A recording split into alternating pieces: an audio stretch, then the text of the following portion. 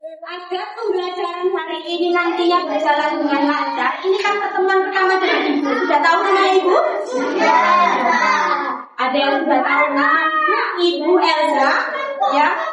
Untuk pembelajarannya agar lebih lancar, Ibu ingin membuat kesepakatan kelas.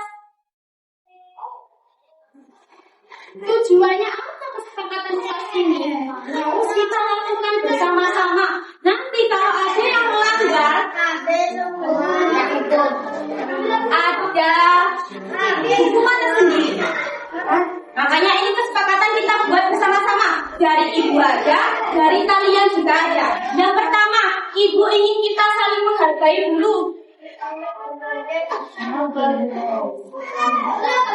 Gimana caranya saling menghargai? Ketika Ibu berbicara di depan kelas, kalian harus memperhatikan. Begitu juga dengan kalian. Kalau kalian nanti ingin menjawab, ingin berpendapat, Ibu juga pasti akan mendengarkan kalian, akan memperhatikan kalian. Bisa dipahami? Bisa. Bisa dilakukan? Bisa. Oke. Yang kedua, apa kira-kira yang ingin kita sepakati bersama? Tidak boleh makan di kelas karena nantinya takut tidak konsentrasi. Makan di kelas boleh.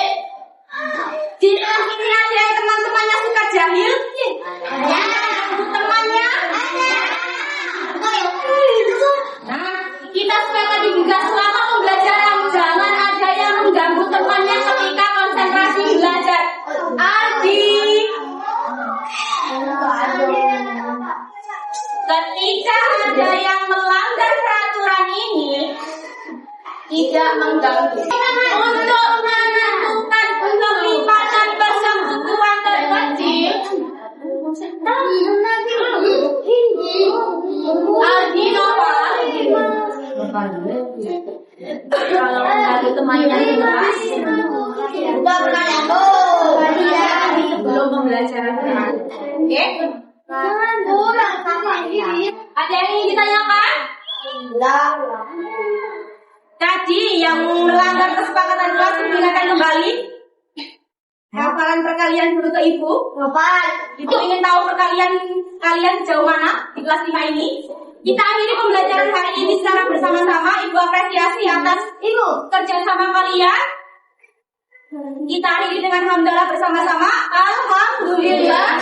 Rabbil alamin. Wassalamualaikum warahmatullahi wabarakatuh.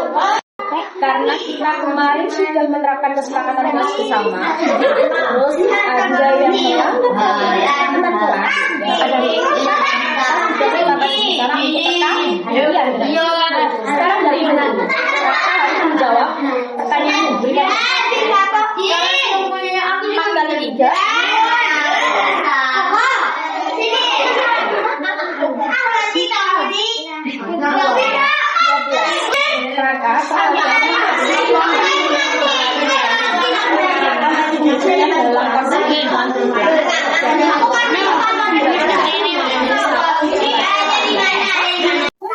Nah, sebelum pembelajaran, Ibu akan menerapkan kesepakatan kelas ya, silakan. Saya kira kalian sebelum memulai pembelajaran sudah berdoa. Nah, nanti kalau selama pembelajaran, kalau kalian semisal rame, ada yang ngurus ini sama temannya, ya, ada yang masih sholat oleh, ada mendengarkan Bu Azza. Nanti kalian dapat hadiah dari Bu Azza nanti mengerjakan ya, mengerjakan tugas dari Bu Azza sampai selesai ya. Jadi kalian perhatikan ya, oke? Semangat, 7? Oke. Tadi buat pembelajarannya Bu Azza, kamu keliling kelas atau enggak? Jalan-jalan apa enggak? Ya. Nah, tadi Bu Azza awal bilang apa? Kesepakatan kelasnya tadi. Kalau bisa ada yang rame, yang mengganggu temannya, itu Bu Azza apa? Kesepakatannya baru. Apa tadi? Karena sudah ya, apa hukumannya nanti? Ada.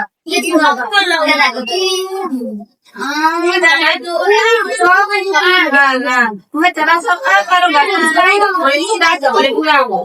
Ya, hari ini ya. Kita kamu tadi lagi.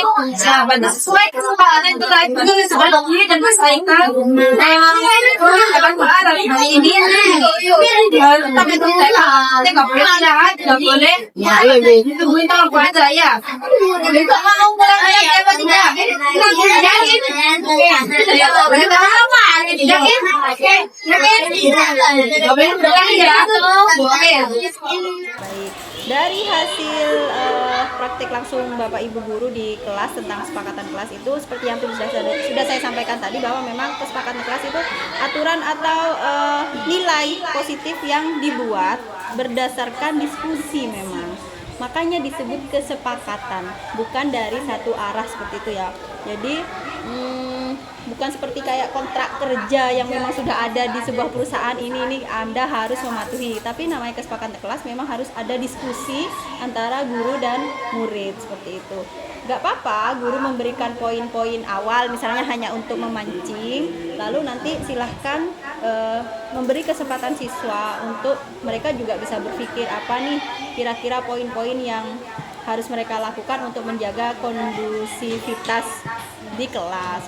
Kenapa harus ada keterlibatan murid?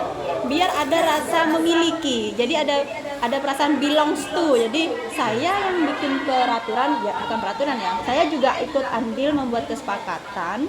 Maka saya juga harus melakukan konsekuensi ya. Jadi dari membuat kesepakatan kelas aja anak-anak nanti bisa banyak belajar.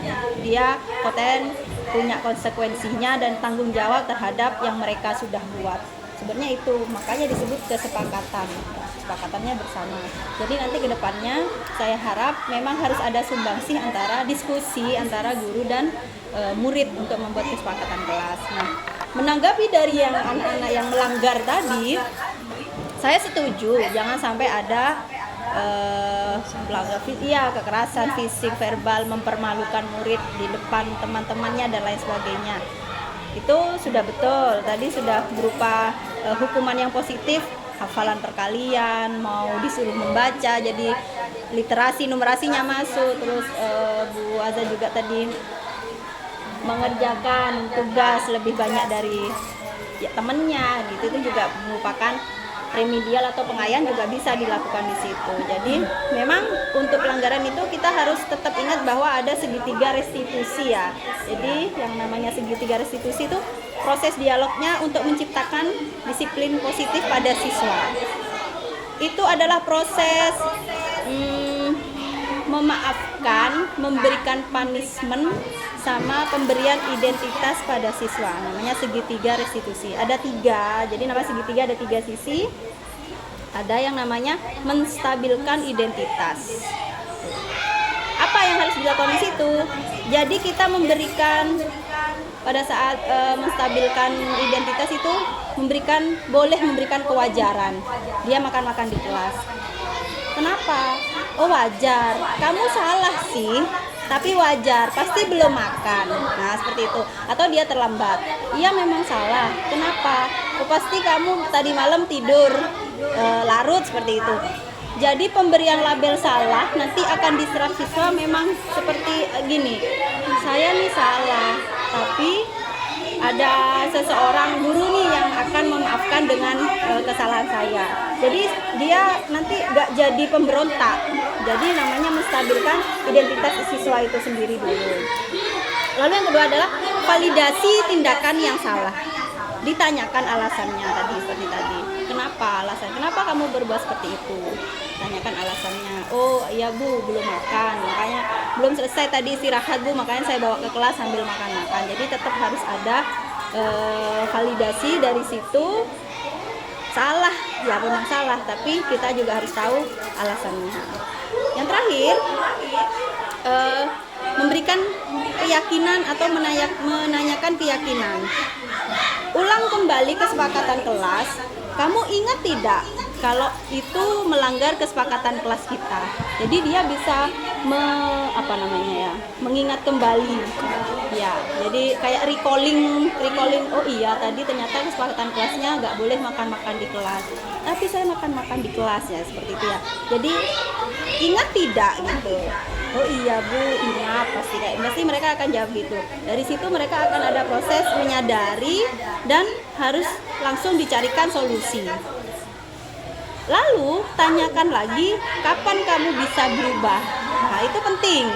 Jadi kapan kamu bisa berubah? Kapan kamu nanti gak makan-makan di kelas lagi? Hari ini nanti Bu pelajaran terakhir misalnya. Oke ya itu yang jadi anak tidak menjadi pemberontak karena selalu dijudge salah. Ditanyakan alasannya lalu memvalidasi tadi identitas. Terus dia menyadari, akhirnya menemukan solusi dan komitmennya. Ingat tidak yang tadi? Oh iya Bu saya ingat di situ. Jadi itu fungsi dari segitiga restitusi seperti itu.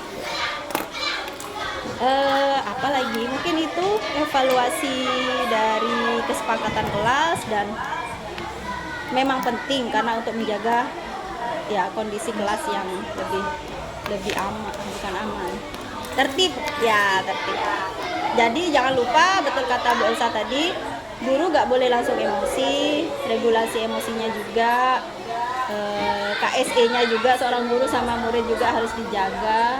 Jangan sampai ada kekerasan di kelas dan mempermalukan murid di depan kelas. Panggil atau seperti apa, pokoknya jangan sampai mempermalukan di kelas. Mungkin itu saja evaluasi kita hari ini. Semoga kedepannya nanti di praktek-praktek yang selanjutnya Bapak Ibu bisa mempraktekkan kesepakatan kelas ini lebih maksimal lagi dan berhasil tentunya di siswa ya. Cukup. Terima kasih. Wassalamualaikum warahmatullahi wabarakatuh. Waalaikumsalam warahmatullahi wabarakatuh.